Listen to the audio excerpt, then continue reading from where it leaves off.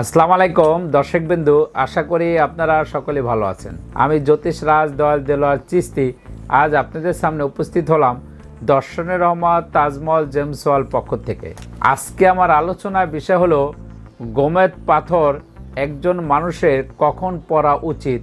এই বিষয় নিয়ে আজকে আমি আলোচনা করব, তা আমার সাথেই থাকবেন, আমার ভিডিও সম্পূর্ণ দেখবেন। ভিডিওটি মনোযোগ সহকারে শেষ পর্যন্ত দেখুন।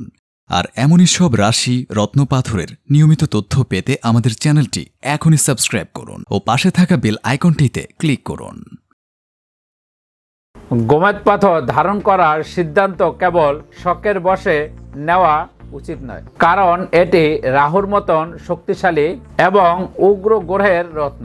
নির্দিষ্ট কিছু পরিস্থিতি ও লক্ষণ দেখা দিলে গোমেদ পাথর ধারণের প্রয়োজন পড়ে। যেসব কারণে গোমেদ পাথর ধারণ করা প্রয়োজন হতে পারে তার মধ্যে প্রথমত হলো জন্মকুণ্ডলিতে রাহুর অবস্থান দুর্বল হলে।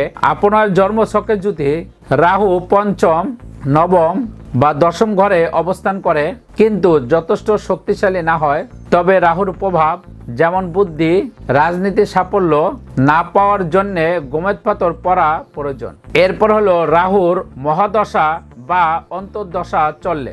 যখন কারো জীবনে রাহুর 18 বছরে মহাদশা চলে তখন জীবনে ব্যাপক উত্থান পতন দেখা দেয়। এই সময় রাহুর নেতিবাচক প্রভাব কমিয়ে জীবনে স্থিতি আনতে এবং কঠিন সময় সহজে পার করতে গোমেদ ধারণ করা পরামর্শ দেওয়া হয়।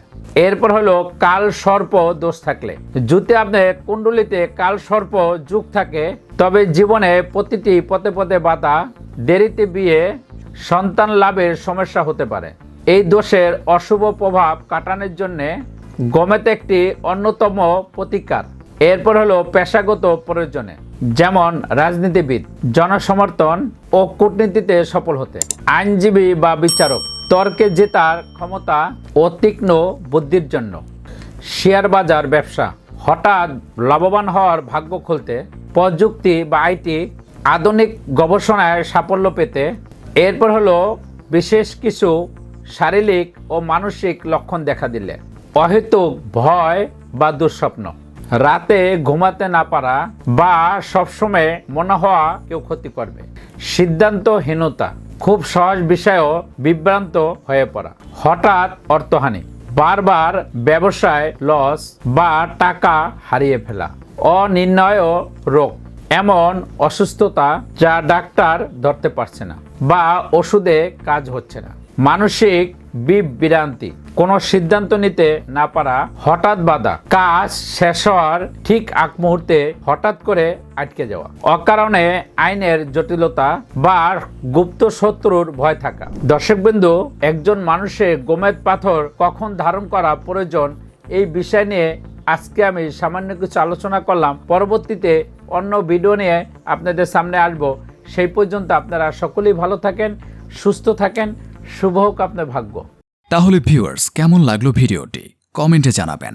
আর ভিডিওটি ভালো লাগলে লাইক বা শেয়ার করবেন। আর চ্যানেলে পরবর্তী ভিডিও পেতে হলে চ্যানেলটি অবশ্যই সাবস্ক্রাইব করুন। ভিডিওটি মনোযোগ সহকারে দেখার জন্য ধন্যবাদ। শুভ হোক আপনার ভাগ্য।